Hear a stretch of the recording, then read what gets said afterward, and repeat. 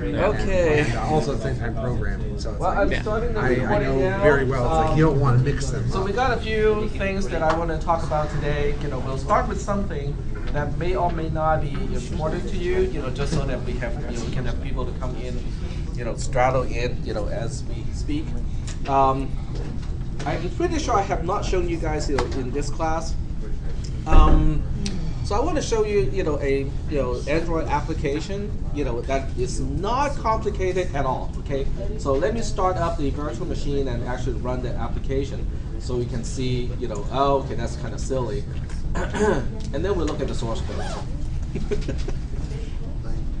I did this with my PM class already, and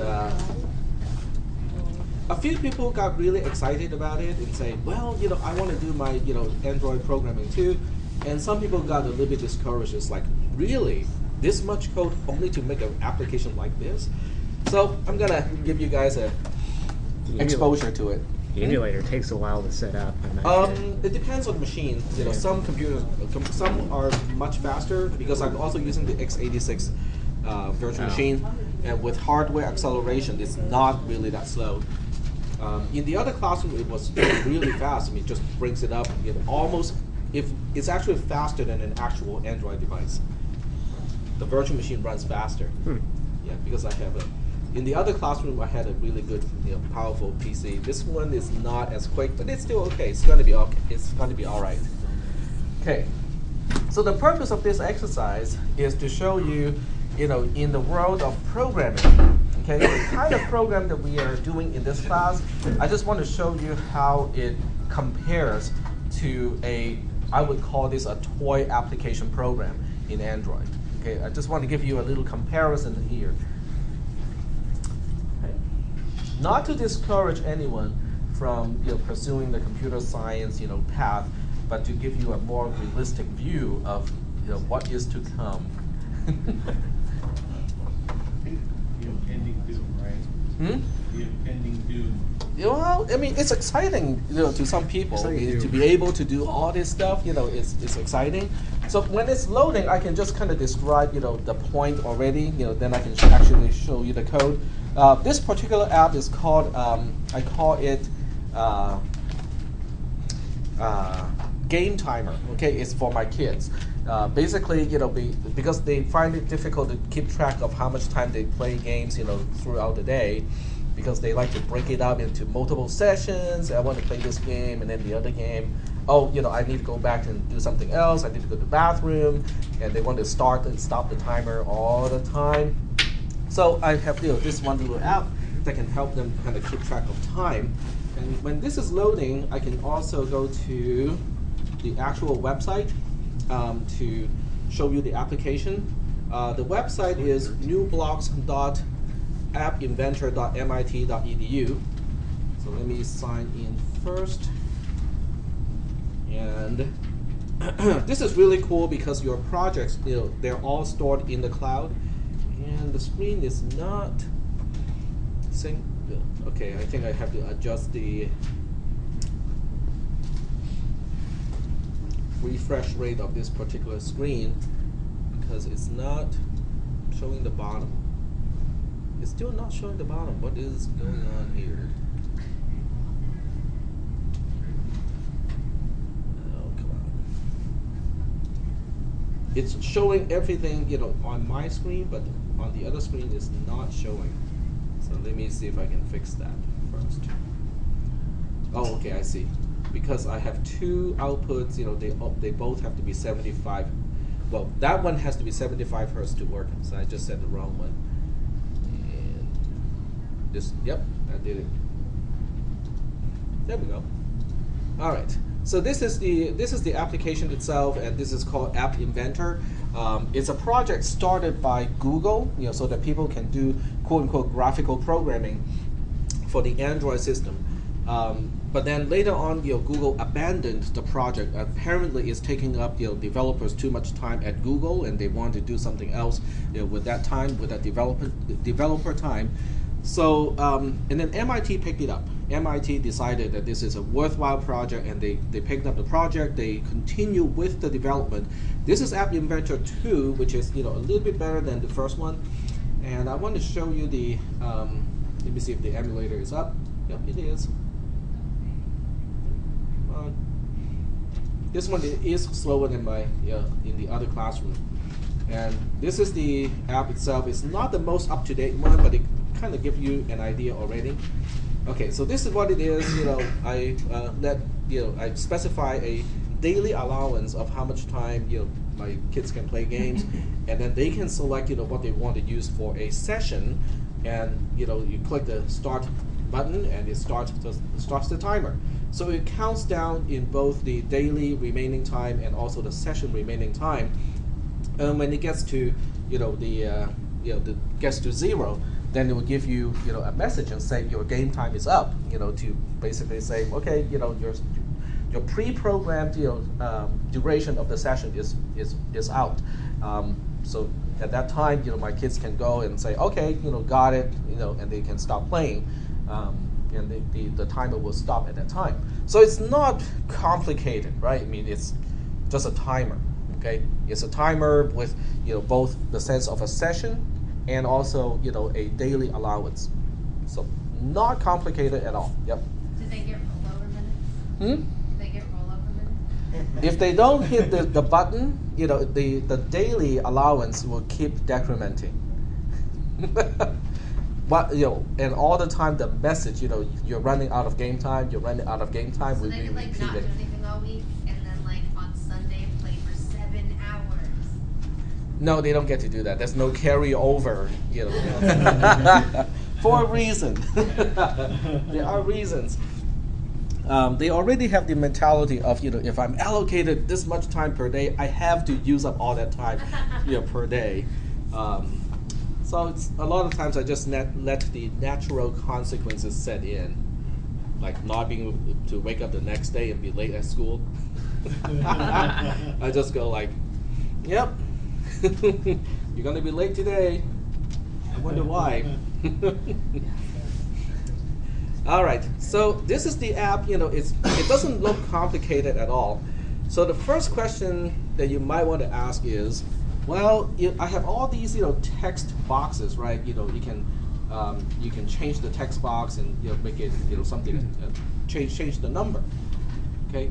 The question now is, how do I interpret 00:15::, and have the program to understand it means 15 minutes? Okay. Something that is completely natural to you, right? I mean, you can do that no problem. But the computer doesn't understand it. The computer only understands, okay, you gave me a string of 00:15:00, but I have no idea what that means. So now you have to specify the logic to translate that into hour, minute, second, and then interpret the colon as the separator and stuff like that. All right. So this is the app itself, and here is the program. Okay, I just press a button here that says blocks, and this is the entire program that I have up to this point. And I'm going to zoom out until it is relatively easy to see a good portion of it. So right now you're seeing the entire program. Yeah, that's just for the timer program, okay? Because I have to include the logic not only to interpret 00:15:00 as 15 minutes. I have to do the reverse as well, because internal to the application it keeps track of time as milliseconds, right? So now I have to convert the number of milliseconds back into hour, minute, second, and have it to update, okay? And then the app also has this one little feature which doesn't seem to be very hard. I mean, it's like, well, why is that even a big deal? If you close the app by pressing the back button and you start the app again, it knows how to reload the configuration from last time. In other words, you can see that it keeps track of the time exactly the same way as before. Okay, and to make this happen in a very crude, quick and dirty way doesn't take up a lot of code. But what I decided to do is to make it very, very general, so that this way, I can easily store as many items as I want into the Android device, so that when I terminate the application and the next time I start it up, I can resume all of those settings. Okay, and that took up a little bit of code as well. And that's what you're dealing with here.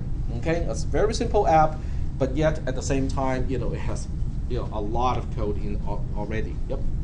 I have a question. Does it handle background timing? Like if the application is in the background, does it still? That is a feature of Android itself. Okay. So in this case, if I start a timer and I use the home key to go back to the home of Android, this one is really slow, and I can start something else.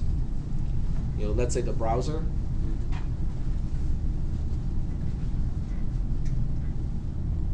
So I'm gonna let it load up the browser first. I can long press the home button, and it shows me all the active applications, or they call it activities. And I can now go back to game timer, the activity called a game timer, and you can see the timer is actually still ticking. Okay, and I imagine at some point does it automatically does Android automatically shut down after a while, or does it just keep going? Yeah. I think when it runs out of memory, it can choose which application or which activity to call the activity to shut down. So how's the application handle just being shut down? Just In this case, it cannot, because in App Inventor, there's no way to specify what I call a background process. Something that runs in the background that should not be killed. But in actual Android programming, yes, you can specify a program to be like that, running in the background and cannot be killed, because the system runs out of memory. Right. So I figured I was just curious about this one. How much code that took for it? Yeah. So that's that gives you an idea of scaling in terms of the kind of program that we deal with in this class, as opposed to things that that really is not even complicated. It's just to get a timer to work.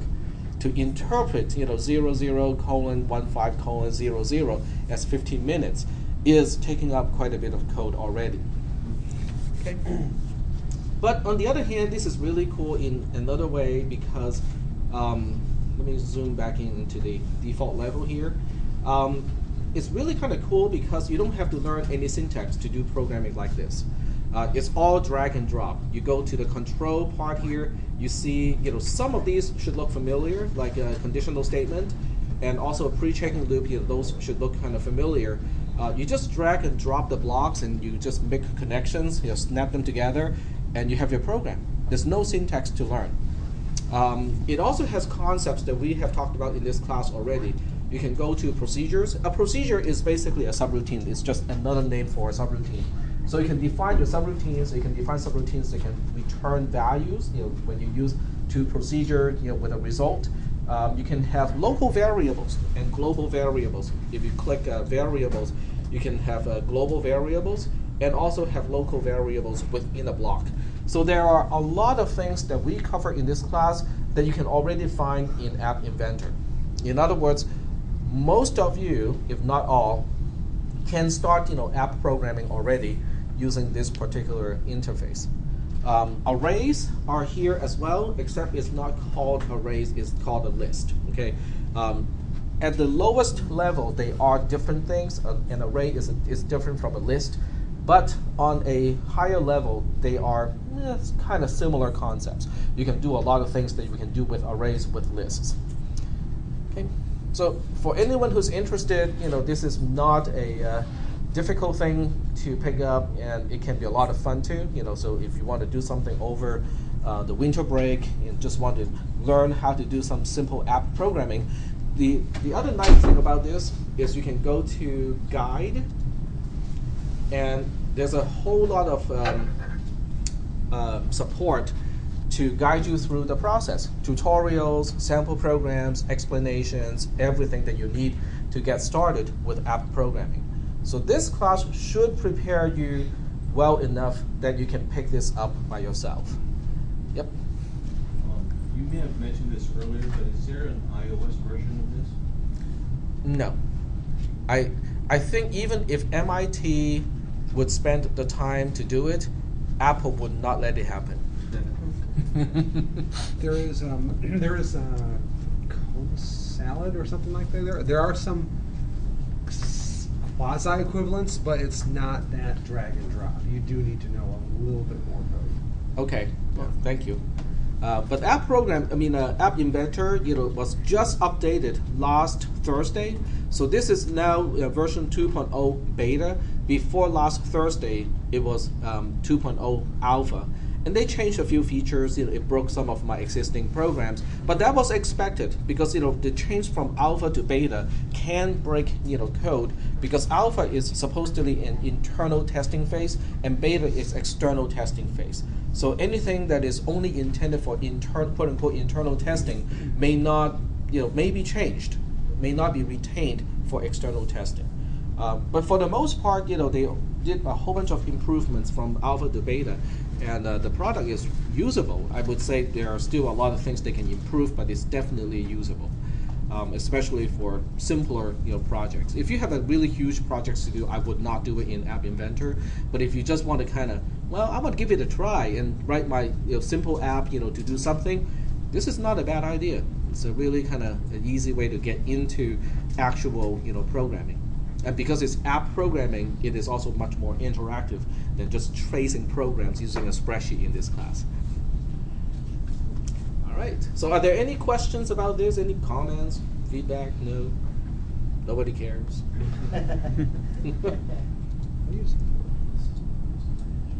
There is a lot of money in app programming because there are a lot of people with ideas and very few people who can actually do the programming. Even with App Inventor. Yep, go ahead. Just from a brief look at your code, I think you did it really inefficiently. There's actually a timer in Android that you could have used. Yes. Yeah. Yep. The programming interface tries to emulate the resources that you normally have with app programming. So there's a clock component that can generate timer events. So you just get the clicks like click, click, click. So you just have to attach your code to the event handler. It's fun. You have already you guys know enough to actually do this already. It's just a matter of spending some time and giving yourself a project to do to get into it. All right. So what I'm gonna do is to switch my account to.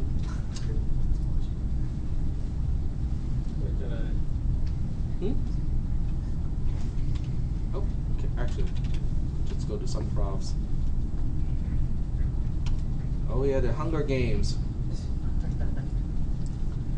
My daughter said, we watched the first one, and she was not impressed. The book was much better than the movie, and she's not planning to go watch the second movie. I mean, normally, you would think that kids would want to go to the movie theater just for going to the movie theater, right? Nope, I guess not in this case. I'm just going to my notes here to get an idea of where we stopped last time, and we can do a little recap. Okay, so that's what we did last time. Let me just make it a little bit bigger so you can see a little better. I can adjust the quality to high def.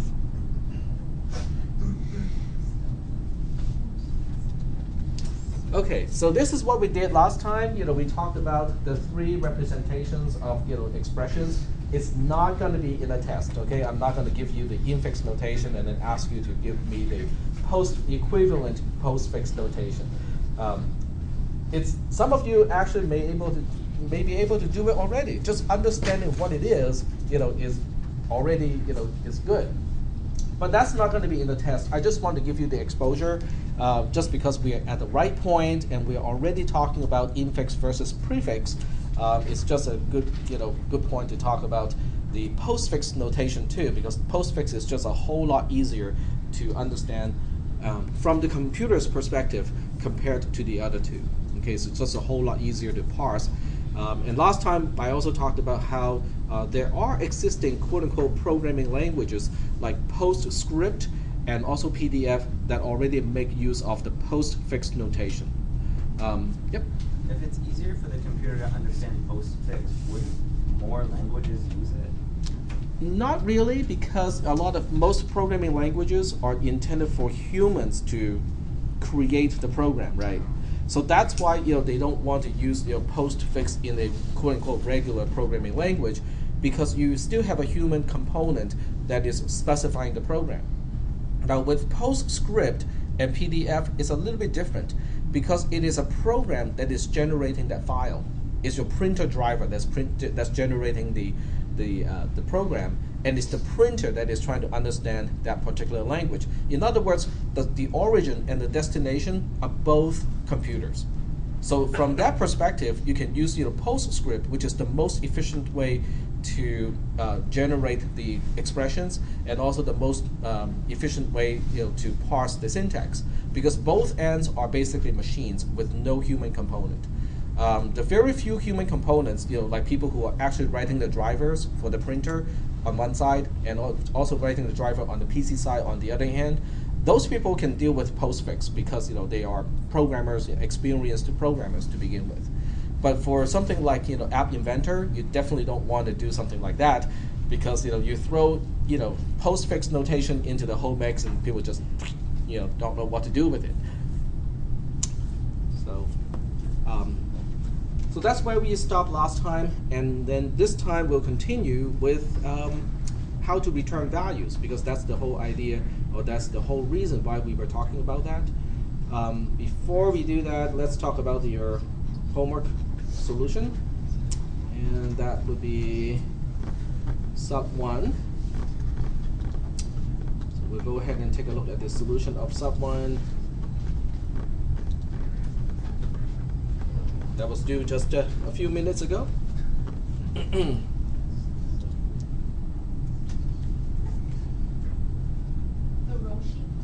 row sheet.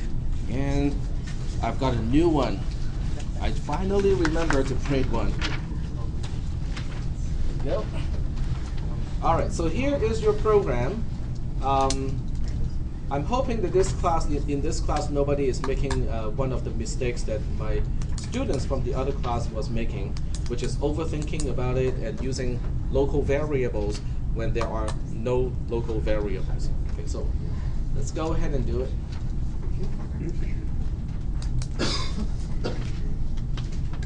All right.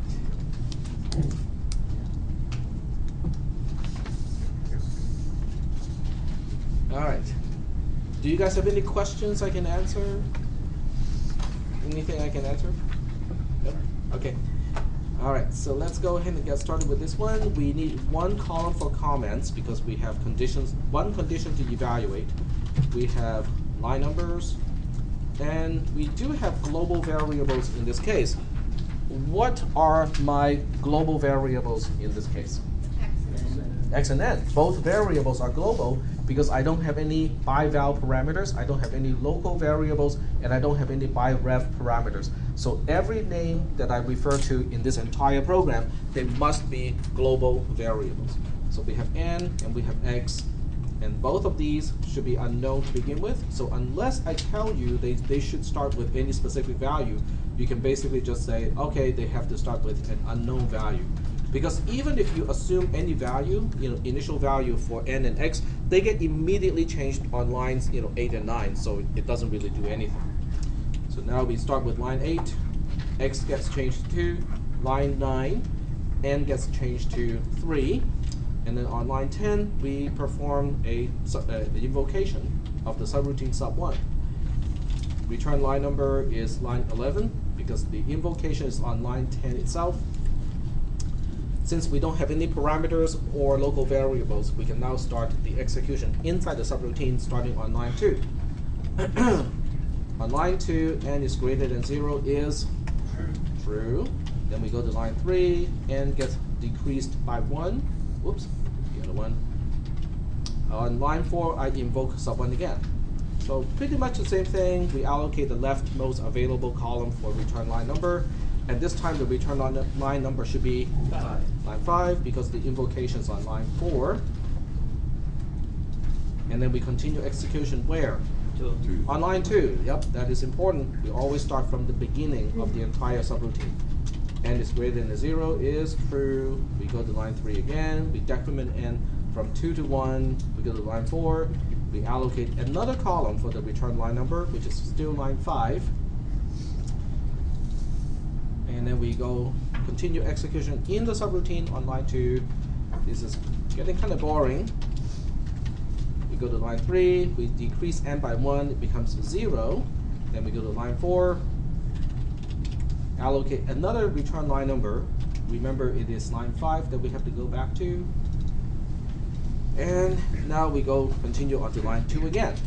N is greater than 0 is finally false, okay? Because now it is not greater than 0 anymore, because it is 0. So we go to the else branch, except there are no else branch. So we just go all the way out of the conditional statement, all the way to line 7. That's right. And on line 7, we look up the rightmost return line number. It tells us that we have to continue execution on line 5. We make a note of it, and then we deallocate that particular column. So now we are back onto line 5. Line 5 says it wants to add 1 to x. X has a value of 2. Now it has a value of 3. And then we get out of the conditional statement because we are done with the entire then branch at this point. So we continue on line 7. It looks up the rightmost return line number column, which is column G this time. It tells us to continue execution on line 5. Make a note of that, and then we can deallocate that column. Now we continue execution on line 5. It does the same thing. We are just adding 1 to x, which is a global variable. It goes from 3 to 4. We end up on line 7 again. We now look up column F as our return line number. It tells us to continue on line 5. So right now it's going to be just kind of boring because we're repeating pretty much the same thing over and over again. On line 5, we add 1 to x again. It goes from 4 to 5 this time. We get to line 7. We look up the rightmost return line number. It tells us to return to line 11. So we make a note of that, and then we can deallocate that column as well. Now, whoops, wrong place. Here we go. Now we continue execution on line 11, which is another invocation. Fine, we can do the invocation. We reallocate column E because at this point, column E is the leftmost available column. So we reallocate column E and say, okay, where am I supposed to go back to this time? Post, exactly. Then we continue execution in the subroutine. Yep. So if you happen to put the return line into column I, would that be a mistake, or is it just... That would be a mistake because that's not how the memory is actually how it is utilized inside the computer.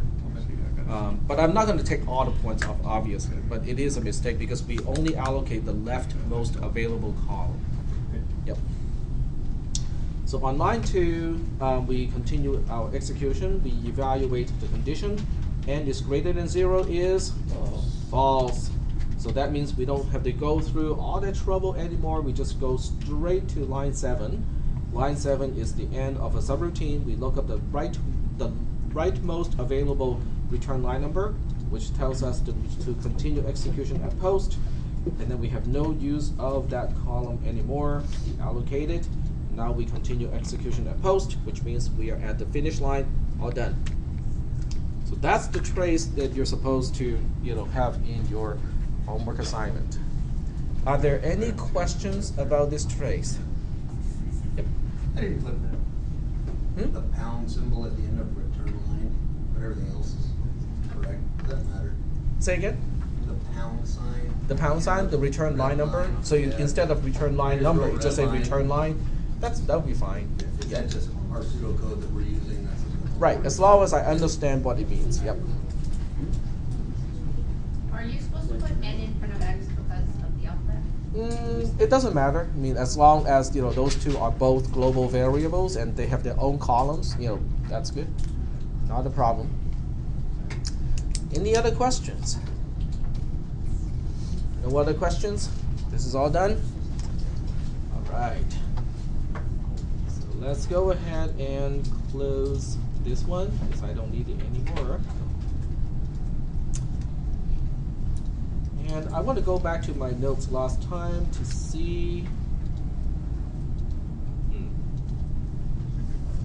I spent a lot of time on the prefix notation thing.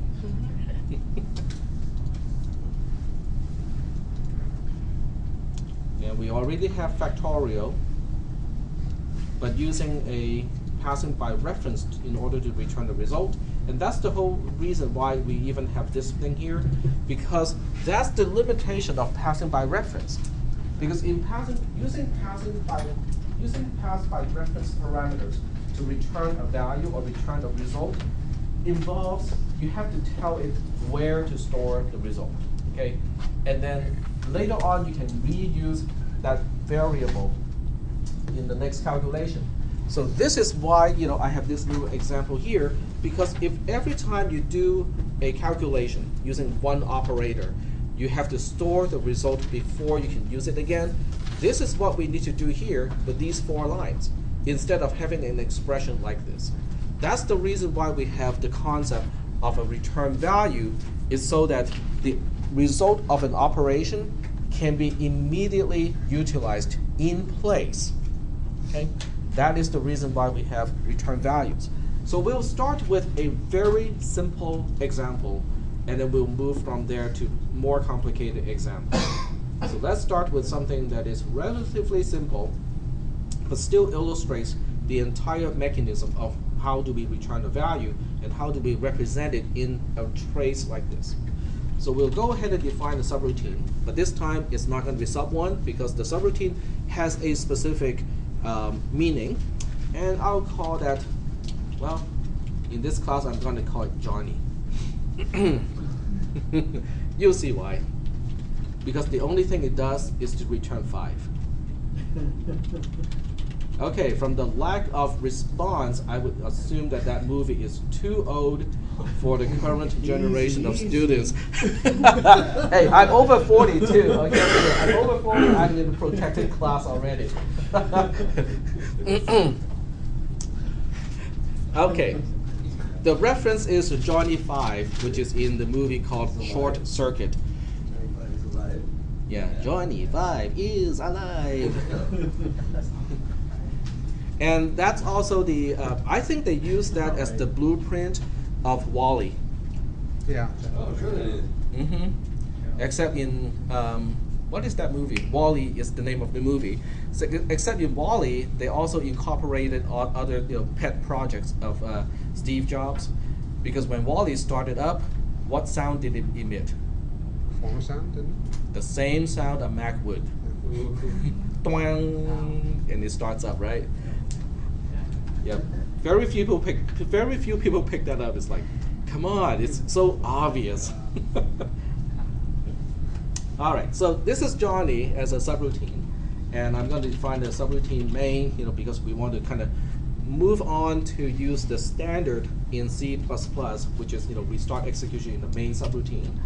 And in the main subroutine, I'm just going to do something like this. I have a kind of dummy local variable x here, and x is going to get some value. The right-hand side of the assignment is something strange this time. It's invoke Johnny. I wonder what that is going to do. So outside of the subroutines, I'm just going to invoke main, which is usually hidden, and you don't have to worry about that in C++ programming. So in C++ programming, line 8 is implicit. You don't have to do that at all. It is already done for you when you have your program ready to run. But in this class, just to be consistent with all the conventions that we have talked about so far, it is an explicit invoke to start the main subroutine to execute. All right, so let's go ahead and look at the trace. We don't have any comments column in this case. There are no conditions to evaluate. We have line number, as usual, but there's nothing to say because we do not have any global variables anymore. The only name referred to in this case is x, but x is a local variable in main, and therefore it cannot be a global variable. So we don't have any global variable. The precondition has nothing to really specify in this case. So we start execution on line 8. We have a return line number here, and the return line number, as usual, is post because invoke main is the last line in the entire pseudocode. So now we have these two columns set up. We also need a new column C. Okay, this is nothing new either because every local variable needs a column when the subroutine is invoked. So column C is now allocated for my local variable x. Every local variable starts with an unknown value. I use a question mark to represent that. And so up to this point, we have nothing new. Okay, everything up to this point are stuff that we talked about already. Then we we continue execution on line 6, which is the first line in the subroutine main that has something to do. Now we have a problem because we know there's an invoke here. Okay, so we know we have to go to line 2 because that's where the subroutine is. But we have a problem of how do I write down where am I supposed to go back when Johnny as a subroutine is done? That's a problem, okay? So I'm just going to go through a few iterations here. If you want to write it down, you don't have to write down this part here. Okay, if I use a return line number, which means the column has to store a particular line, I have a choice. I can say line 6. But line 6 is not going to be a good choice because if I say line 6, I'm going to do the whole thing again all over on line 6, which means it's not going to stop. That's not a good choice. I can also consider line 7, but that's not good either because after Johnny is done, maybe I have something else to do like changing the value of local variable x. Okay, I cannot just go straight to line 7 because I got something else to do on line 6. And that's why we are running up against the limitation of only using a line number to indicate what we have to do when the subroutine is done. Because a line number by itself is no longer sufficient. So that's why I'm changing my notation here from return line number to just return info or return information. This is the information that I need to continue execution after the subroutine is done. That's why I'm switching the notation. Okay, in order to help the subroutine Johnny to understand when you're done, this is where you need to go back to, and this is the rest of line 6 that you have to do. This is what we'll do in this class. We'll say, yes, we do have to go back to line 6, but let me tell you what else on line 6 we have to do. The invoke is already done by the time we return, so it would give me a particular value on the right-hand side. The entire invoke Johnny will resolve to a single value. So we're redefining the statement at that point. We are not exactly redefining the statement. We are just continuing the statement because, go ahead. Breaking it apart? We are breaking up into multiple steps. Yeah. Yes. Because you can't finish it until you invoke Johnny. Right. Exactly. But invoke Johnny is going to give me a value, and I can use that value to finish up the assignment statement. But the question mark is important because the question mark is a placeholder of the return value of Johnny. So we only use this convention when the subroutine that we're invoking returns a value. If it doesn't return a value, like main return line number is fine, not a problem. But when it does return a value, then we want to use return info so that we have a space, a placeholder to say, okay, if Johnny has anything to return, this is the place where that value will go. There was a hand earlier. Yep. Well, I was just wondering why you would do something that complicated. Can't you invoke Johnny in line between 5 and 6? And then just say X gets Y and then define Y differently somewhere else? Well, that would still either have to, you have to make use of pass by reference if you want to pass it by reference, or you have to use global variables. I want to bypass both of those. Now, the usefulness of doing something like this is currently not apparent, but it will be apparent later on when the subroutine that you're invoking can have parameters, because then it will become more obvious why this is a better way to do things. So right now, I'm just using this to illustrate the mechanism of what you do when you return a value. And then in the next example, we'll start to see things that are illustrating why it is useful. Okay. All right. So this is really kind of odd. Okay, it's something new. Okay.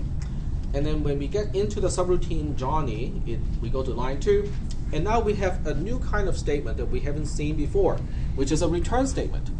A return statement, and I'll just go ahead and tell you what it does, and then we'll just do that. Okay. A return statement does two things.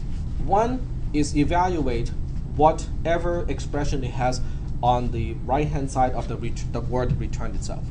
In this case, that expression is easy. It's a constant, right? It's just 5. Okay, 5 gives you a value of 5. Okay, now we have the value. The second thing is what do we do with that value? Well, what we do with that value is we copy and paste the return info cell and change the question mark to that value. That's all that we're going to do.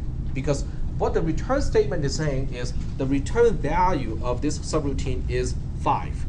Okay, so use 5 to replace the invoke statement. Basically, that's what it's saying. So we'll do this copy and paste here and change the question mark to the value that we are returning. And that's all that you do with a return statement. But what about changing X? We don't do it here. We are not on line 6. We are currently on line 2. Line 2 just changes the return info cell. It doesn't do a single thing about the return info cell itself other than changing the question mark. But don't you reach a limit when you define that subroutine? Yes, and I will show you how we're going to deal with that. Okay. How we quote unquote make a note of return info. Okay, so we'll talk about that. Okay, now we're on line 3, and this is exactly when the right time to answer that question of yours. In the notes, I just say that we look at return info and we continue execution on line 6, but that's not sufficient. It's not clear. So I'm changing the convention now to say, okay, just copy and paste the entire return info to your line number column. Because, okay, I'll explain that later too. Okay, now that I have made use of the return info cell, I don't need it anymore. So I have to deallocate this column. So, and then we continue execution here. Now, when we get to this the particular quote unquote line number, it is not only telling me that I'm on line 6. It's telling me what else on line 6 I have to do. Because this line 6 is not the same as the original line 6 anymore. Because the invoke Johnny part is now resolved to a single value. I can move on with the actual assignment statement to change local variable x. So at this point, when I execute line 6 the way it is on row 9 of the trace, I can actually go ahead and change x to a value of 5. And that concludes the actual execution on line 6. Now we can move on to line 7. That part is something that we have done already many times. We look up the rightmost return line number, which is post. We make a note of that, and then we can deallocate everything that we allocated for this invocation. And that concludes the trace. Okay, let's just take a look at this trace here and see if we have any questions about this particular trace. Because, yep. When you use the rep info notation, is it required that we use the 6 colon? Yes. Because you cannot use just a line number anymore, because you have to tell me what else on that line that we have to do. You just can't return the argument without. No. Because that is not sufficient. And I'll use another example to illustrate why that is insufficient. Yep. Can you also perform like additional operations on the results? Oh yeah. Yep. The invoke Johnny part, because it's returning a numeric value in this case, you can use invoke Johnny in any operation where a numeric value is expected. You can use it in a comparison, for instance, inside a conditional statement, no problem. Invoke Johnny can basically go anywhere where a numerical value can be expected. So if we were tracing, there would be no additional lines, you would just basically maybe do those calculations as a comment or something, or? to do the calculations, as long as it doesn't involve another invoke, you just do the calculation in place. Yep. All right. Any other questions about this one? Those are all good questions. No other questions? All right. Let's go ahead and take a look at the next example. I'm going to keep this one up just in case. Okay, the next one is not going to be as interesting because it has no references to movies, old movies. Let's look up how old that movie is. I was gonna say like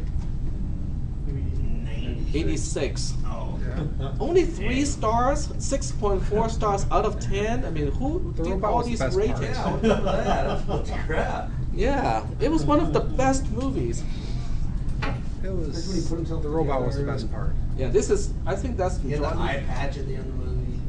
Hmm? Have you seen the trailer? Remember that? I mean, like a- Sorry? Have you ever seen it? No. He swore to God. Trey, That is like the greatest freaking movie in the world. I swear to God.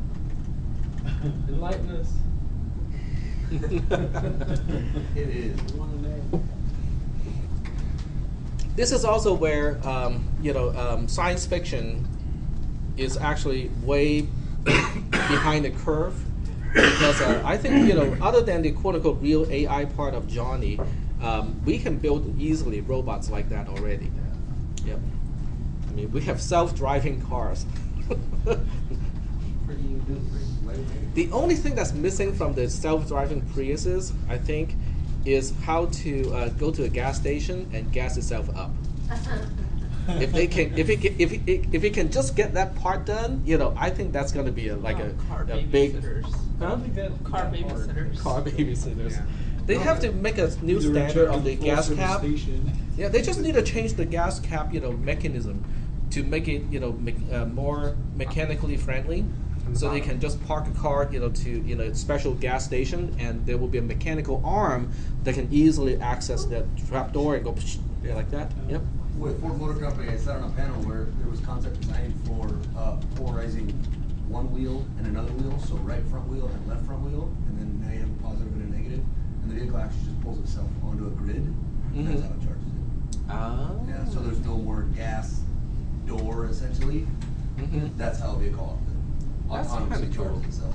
Interesting. Or you can That's also fully electric. line the highway with either magnetic Exactly, yeah. coils or with charging things, so it can charge as it goes. And then we don't even need engines because we just polarize the highway, right? And Yeah. it's just like a roller coaster when it takes off. Just make sure you don't step out of the vehicle. Yeah. do not step out of the vehicle, even if the cops tells you to. Yeah. Stepping out. Okay.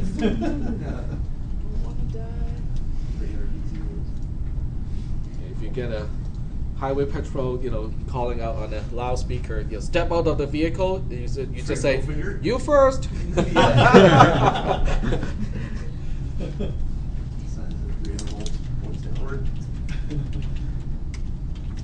But by that time, we don't need that anymore because they can give you a ticket without having to come out to you and say, please, show me your license. Well, Right? they can already do that, especially with newer cars. They have The tray that black comes up to when box. it's Yeah, here. I think that really kind of, some CHPs may not like that. It's just like, in the Air Force, the old school traditional, dogfight, pilots do not like the concept of drones at all. Thank you. I don't either. Yeah, they look at the drones and go like, you mean I don't get any flight time anymore? But you get to, kind of do the joystick thing, but even that is going away. These drones are now fully autonomous. You just drag and drop, okay, we want to bomb these places. Or later on, maybe it's even higher objective, higher level objective. It's like, we want to disable the ability to manufacture blah, blah, blah of this country. And then the carrier, the drones, and whatnot would just figure out what to do. But then you also have to say, at a cost of no more than blah, blah, blah. Yeah. And then the computer will come back with an error, right? You say, no, can't No do results that. found. No results Subcontract to some other country, please. Yeah. And then they'll have the same drones. They'll have the same drones. Or they may figure out a way to do it peacefully. It's like, well, I got this much money to spend to disable that plant. Maybe I'll just send this money to that country and tell them to shut down the plant. That may be less expensive. Yeah, Computer doesn't have the ideology. Exactly. It would just fulfill the mission. It seems as it's you more specify. cost effective. Yep. I think I mentioned this, in this class too. Stop global warming. Set off nukes. Yeah. Not exactly what I have in mind. Then you have to add additional rules like without setting off nukes. Okay. That wasn't playing. Use diesel instead of gasoline. Yeah. Because it has more particulate matter, and the particulate matter will Sunlight. block the sunlight. Yeah. There'll be a lot of pressure on the program for that. Hmm? Never mind. Computer may say, do not eat shrimps.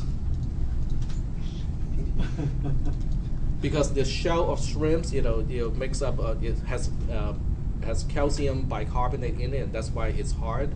So that is basically a carbon sink. So you don't want to eat the shrimps so that they can become, a more effective, carbon sink or carbon dioxide sink to absorb the carbon dioxide from the atmosphere. But they're delicious. I like them. Why they don't just make CO2 farm or CO2?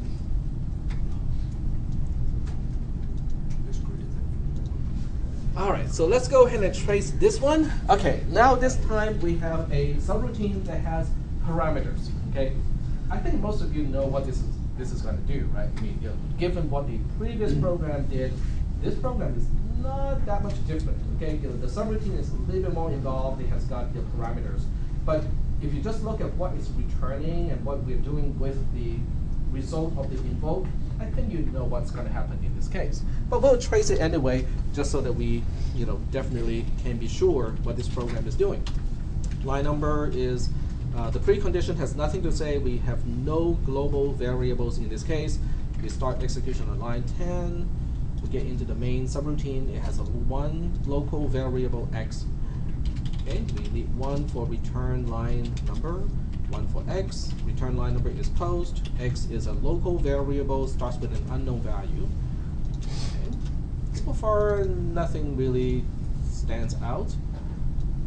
We continue execution on line 8. And line 8 is going to invoke, well, line 8 has got two things to do, doesn't it? Yeah. The first thing is it has to invoke the subroutine called add. And then the second thing is to use the return value of add and copy that to local variable x. So it's a two-step process again. But we know how to deal with this, right? We just say return info in this case, because when we are done with add, we have to continue execution on line 8 and finish up the assignment operation. So that means in the return info, we have line 8, and then we have x gets question mark, because the question mark is taking the place of the invoke statement itself, because that's the placeholder for the return value. But we already understand the concept of parameters by passing by value. So we have one column for parameter x, one column for parameter y. According to the invoke statement, we have 5 specifying x, and then we have 7 specifying y. So all of that stuff, that we talked about already about parameters, still applied exactly the same way when we have return values. That part has not changed. And then we continue execution in the subroutine on line 4. Line 4 says return x plus y. So once again, that statement has got two things to do. The first thing it has to do is to evaluate x plus y in this case. X as a parameter has a value of 5. Y as a parameter has a value of 7. 5 plus 7 is 12. So we are effectively returning a value of 12. Okay? We know how to return a value. We copy and paste the return info. We change the question mark, which is a placeholder for the return value. Now that we know what the return value is supposed to be, we just say, oh, okay, we know what return value we have to deal with now. It is 12, and we are done. We are not doing anything about line 8 at this point. We are not going to change x at this point. We are just saying, okay, we are resolving the question mark. We know what it is supposed to be now. Now we continue on to line 5. We have two things to do. We look up the return info cell here, and we just copy and paste it so that we know what we have to do when we get back onto line 8. And then we have no use of these 3 columns anymore. We deallocate those 3 columns, and then we continue execution on line 8. Except line 8 is not line 8 in the pseudocode anymore, because we have just resolved what invoke add is going to return. So now we can say, hey, I know how to do this part, because the right hand side is just 12, and then we have to change the left hand side to that value. X is my local variable, column C, and that is now changed to 12. I'm done with the assignment statement. I move on to line 9. And the rest is basically the same as last time, so I'm not going to spend much time talking about it. All right. So are there any questions about this particular trace, which is a little bit different from the previous one, but for the most part, the same thing, same concept? Any questions? No questions? Can All right. you go over row 9 again really quickly? Which one? Row 9 in the Row spreadsheet. 9 here? Yeah. Okay. By the time we get back onto line 8 here, we already have resolved the invoke add thing, right? The invocation of add has resolved to a single value of 12. So we can continue with the assignment statement. What else is remaining on line 8, which is just the assignment operation, changing the left-hand side to the right-hand side. So that's why local variable x, column C, is now updated to a value of 12. And so you're putting that in the section where the line number is normally? Yes. Yep. As opposed to like the comment section? As opposed to the comment section, yes. Yep.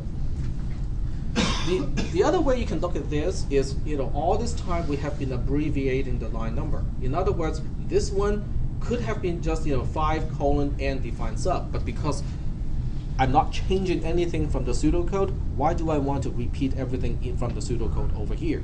But in this case, I am changing what I have from the pseudocode to the resolved value of 12, and that's why I have to make it explicit.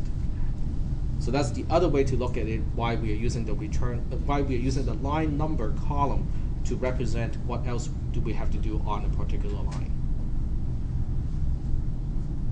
It's just a way for us to track what do we have to do next. Oh, no, I got that. I've used in my program, you'll see this, I use the comment section for like n sub 1. But we don't have anything that has return values yet. Right. Yep. Okay, so if there are no questions about this, we'll move into pseudocode that has 2 invokes on the same line. So we'll take a look at the first case first, and then we'll look at the second one. They are slightly different. They're different but related. So let's take a look at the first one first. And this one is going to use Johnny again. And it will return the same thing. It'll just return a 5. And find sub. But in main, it's going to be a little bit different. Okay, it's going to be very similar to the first one. We still have a local variable x. X is still in an assignment statement here, but this time I have invoke Johnny times invoke Johnny. So now we have 2 invocations. Now whether they're invoking the same subroutine or not doesn't really matter. But we do have 2 invocations of 2 invocations on the same line, and they're both on the side of the right-hand side of the assignment. So let's go ahead and see how we're going to trace this one. I think all of you already know what it's going to do, right? But the question is, how do we trace it? How do we keep track of what do we have to do on line 6? That really is the question. It's not the end result that is important. It's how do we keep track of it that is important.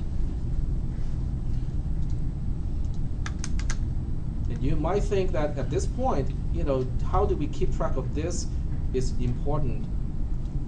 It seems like, I'm just focusing on the syntax, how things are represented. Well, that's kind of the case, but that's only because this is a very simple subroutine. It's easy for us to mentally keep track of what this program, what this pseudocode is supposed to do. But what if invoke blah blah blah is recursive? What if it is not as easy to track, right? Then we need the trace to have a convention so that we can look at the trace and we can continue to keep track of things easily. So that's why the representation is so important. All right, so we'll go ahead and start the trace. The first part is not exciting at all. So we already know all this stuff already. So I'm not gonna spend much time to talk about it. When we get into the subroutine starting on line 6, then we have something to talk about, right? We understand right away that we cannot do the assignment because from the previous examples we know that if you have invoke on the right hand side, you have to finish those first. But this time we have 2 invokes. So what are we going to do with 2 invokes of the same subroutine? Remember, whether they're invoking the same subroutine does not matter. You can only do one at a time. So that means in this case, I cannot even do the multiplication until I know what is the left-hand side and what is the right-hand side of the multiplication symbol. And that's what I need to do first, is to pick one, okay? In the case of multiplication and addition, whether you evaluate the right-hand side first or the left-hand side first, doesn't really matter. The compiler typically would not enforce an order in this case because it's not a logical expression. If it's a logical expression like conjunction and disjunction, then it has to be from left to right. There's no choice. But in this case, you can actually go from left to right or right to left. Either way it should work. But just to use the same convention, I'm going to go from left to right because that's how we read when we read when we read naturally. That's how that's the order. Okay, so in this case, we know for sure that we have a return info because we know that we have to go back onto line 6 to complete the operation. The question now is, if I am going to take care of the left invoke first, how are we going to write, what are we going to write down in return info? That's really the question. Well, the rule hasn't changed. The invoke that you are taking care of this time is the one that gets the question mark. Everything else on that line stays the same they are. Okay, they basically remain the same. So that means I still have the assignment operation. The left one is the one that I'm taking care of at this point. It gets replaced by a single question mark. The multiplication is remaining the way it is, and even the other invoke is remaining the way it is because I'm not taking care of that one this time. So I'm just going to say when we come back, we still have that to take care of. Is that okay? Yeah. It's the rationale that is important. Why we are doing this, not so much the just the representation. This is letting me keep track of one thing at a time. We're only taking care of one invocation at a time. Yep. I'm sorry if you mentioned it, but when you start the invocation at line 8, shouldn't X be defined in 5? In 5? Yeah, instead of on line 8 you have X defined, or you have a. Right. In this class, when you invoke a subroutine, we do all the allocations, at the same time. So the allocations for local variables and also parameters, they all happen at the same time when you allocate for the return line number. Mm-hmm. All right. So now that we know how to represent this return info, we can go into Johnny, starting on line 2. Line 2 says return 5, so we do exactly the same thing as last time. We copy and paste the return info cell and change just the question mark to the value that we are returning. In this case, it is 5, and we are done. Okay, that's the only thing we do. Then we go to line 3. Line 3 is the end of the subroutine Johnny, so we have to make a note of what else do we have to do after this. And then we have no use of the return info cell anymore, and then we can deallocate it. Are we doing okay at this point? Is this conflicting with what I just did earlier with the previous examples? It's the same thing, same mechanism. Nothing has changed. Yep. So it is important to realize that the mechanism of returning a value is simple. The very first program that we did already illustrates what it is about. All of these things is just little extra things to say, well, but what if we have something that looks like this? What if something looks this complicated? It doesn't change a thing. Okay. Okay. Now we are continuing execution on line 6, and now it looks like this because the left invoke is already done. Can I do the multiplication at this point? No, because I have the right-hand side, right, which is also an invoke statement. So now I'm going to take care of that one. So in order to invoke again, I'm going to have to do exactly the same thing as last time, which means I have to allocate a column for return info. And this time I have to do exactly the same thing, which is to use a question mark to take the place of the invoke that I'm taking care of on line 6. So this time it's going to be line 6. X gets a certain value. That part is not resolved yet. The 5 is already resolved, so I keep it the way it is, as resolved. But this invoke on the right-hand side is the one that I'm taking care of this time. So only that invoke is replaced with a question mark. Is that okay so far? Okay. Now that we know how to represent the return info, we continue execution in the subroutine, go to line 2. Line 2 once again just says, okay, return a value of 5, there's no computation involved. Okay, we take the return info cell, we copy and paste it, we change the question mark to a value of 5 because that's the value that I'm returning. So at this point, it is also important for me to point out we don't combine the 5 times 5 to 25 at this point. All that we are doing is to change that question mark. We do not do a single thing about the return info except to change the question mark to the value that we are returning. We don't do the computation, we don't do the assignment, nothing. Okay, that is very important. After line 2, we get to line 3. Line 3 is going to do the same thing. Look up the rightmost return info or return line number. Okay, if you have a return line number, we use that. But since we have a return info, we take note of that and say, okay, this is where we have to go and continue execution after the subroutine is done. And then we have no use of the return info anymore. And now we get back onto line 6 again. But this time on line 6, I have the left invoke resolved. I have the right invoke resolved. Can I do the multiplication now? Yes. Yep. So 5 times 5 is 25. And the assignment statement the actual copying to local variable x can now happen. So now x gets a value of 25. And then we move on to line 7. Line 7 is going to do the same thing as before. We look up the return line number. It tells us to continue execution there. And then we have no use of the column anymore. And we allocate it. All right. Are there any questions about this trace? Yep. Do we strike through the X too, or just the return line number? Oh, that's right. We have to strike the X2 because we have to deallocate both columns. Good catch. There we go. Any other questions? Yep. How is this helpful when we're always just getting rid of columns and numbers? Well, let's see. Do we have enough time? Okay. Let's go to factorial. Our favorite program. Okay. Okay. Well, I actually had something else in mind at this point, but since you asked that question, we'll go ahead and change the order of presentation a little bit, and we'll go with factorial first.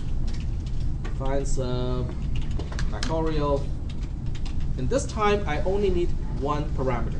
Okay, no global variables, just one parameter, which is n. And the code looks kind of the same as before. If n equals to 0, then n factorial is 1.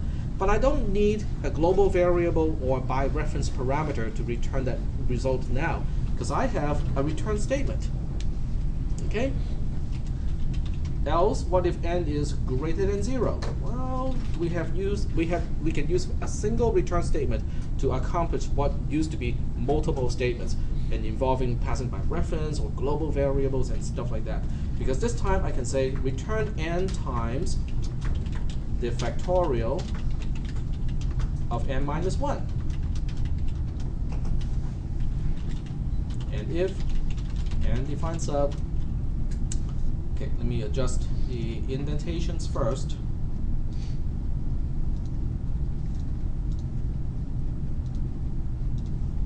And then we'll define the dummy main program. Define sub main. And this time I don't even bother with a local variable. I just say print the factorial of 3. So I don't even bother to store it because I just want to print it out to the printer or the screen or some other output devices. Alright, so let's go ahead and find out what this program is going to do. Okay, this is by far the most concise representation of the factorial logic. Okay, in some way it is even more concise and to the point compared to the iterative process, because the iterative process still requires the product to be represented explicitly. This doesn't even need that. Okay, it's using recursion to take care of that. Now this sample program or this trace is going to be a little bit more confusing than the other ones for one reason. That reason is we have invoke and return on the very same line. So it is very important now to basically point out, okay, but which n are we talking about? Because we have two n's on the same line. If you look at line 6, we have two n's here, and then we have a return and also an invoke on the same line. So it's going to be a little bit confusing, but if we just stick with the mechanism, the basic mechanism of returning a value, we should be okay. So we got comments, line number, precondition, got nothing to say, we have no global variables, and on line 12 we invoke main. Since main does not return a value, return line number of post is going to be sufficient. Then we continue execution in main starting on line 10. Okay, this one is not complicated because print needs something. It needs to know what is printing. So I cannot do the printing until I'm done with invoking factorial. So we know how to deal with that already. Return info is needed because we have to go back onto line 10 to finish up the printing part. The invoke itself is replaced by a single question mark. We know how to do that too. So nothing really is tricky at this point because we know all of this stuff already. They complete that with gets in. Sorry? They don't do question mark gets in. No, question mark does not get n. N is a parameter, so it needs its own column. In this case, column E, and it has a value of 3 to start with because it's a pass by value parameter. Okay? And even that is not mysterious because we know how to pass parameters by value. Okay, so we now continue execution in the subroutine starting on line 3.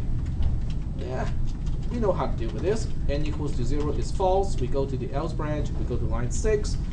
Oh, this is a little bit mysterious because what do we do now? What do we do now? We have invoke and return on the same line. Well, you need to think about the order of operation. Okay, the very first thing we have to do, if you just look at the nesting of parentheses, is to compute n minus 1, right? Because that's at the innermost portion of all the parentheses. It's nested all the way in the middle. N minus 1, we know how to do that. N has a value of 3 at this point. 3 minus 1 is 2. Okay, what do we do with that 2? We use that 2 to specify the parameter to invoke factorial. Okay, so let's go ahead and set it up.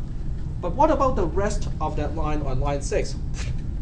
We don't care at this point because until we come back from invoking factorial on line 6, I don't even worry about the multiplication or the returning part because I can't do that anyway. So when you write down the return info in this case, it is just saying on line 6, we have something else to do with the return, we have something else to do with the multiplication, but this part should be done. In other words, the right-hand side of the multiplication should have a single value by the time factorial returns in this invocation. That's all I'm remembering. Is that okay?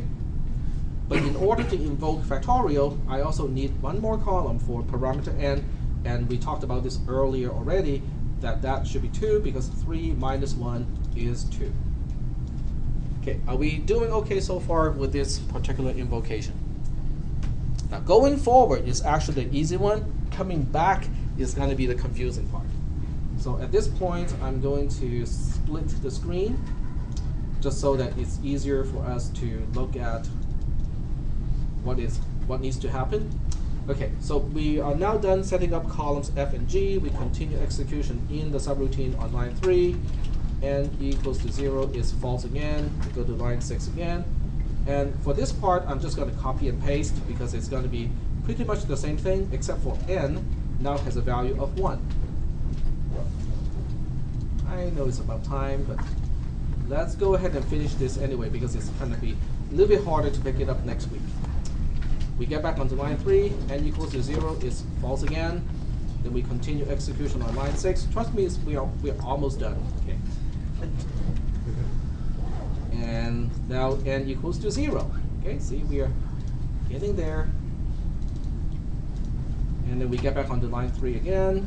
N equals to 0 is finally true. And then we move on to line 4. Okay, if you just look at the return info now, and we are now on line 4, what are we going to do? We change the question mark to 1, and that's it. Okay, we don't do any computation. We don't do the multiplication at all. After line 4, we get to the n defined sub, which is on line 8. On line 8, we have to say, okay, let's make a note of what else we have to do after the subroutine is done. Copy and paste this over here. And then we say, once we have done that, we have no use of these 2 columns anymore. So let's deallocate both of these columns. Now, if those 2 are deallocated, that means our context is now back onto column H and column I, right? And this is what we need to do. Now, I do want to finish at least this operation before we get out of the classroom today, because now I actually can do the multiplication, right? The multiplication is multiplying n and 1. Which n are we talking about? What value are we talking about? Column I, which has a value of 1. So we are calculating 1 times 1 as the return value. It gives me a single value of 1. So I'm basically just returning a single value of 1. Well, what do I return? How do I return a value of 1? What do I have to do?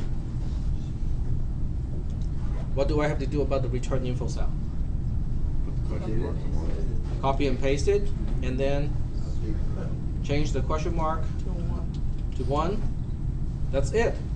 Now, this is the most confusing part, because what we are doing is we are executing B19. This is what we are doing. On the other hand, H19 is the result of doing it. Okay, so yeah, I know this is kind of like a cliffhanger, right? You know, and then we have 5 days of doing nothing. Wait, we have more than that, because next Tuesday is exam 2, and then we have Thanksgiving. So we have 12 days in between. This is a super cliffhanger. Okay, I'll see you guys on Tuesday. Better make sure the recording is still on, right?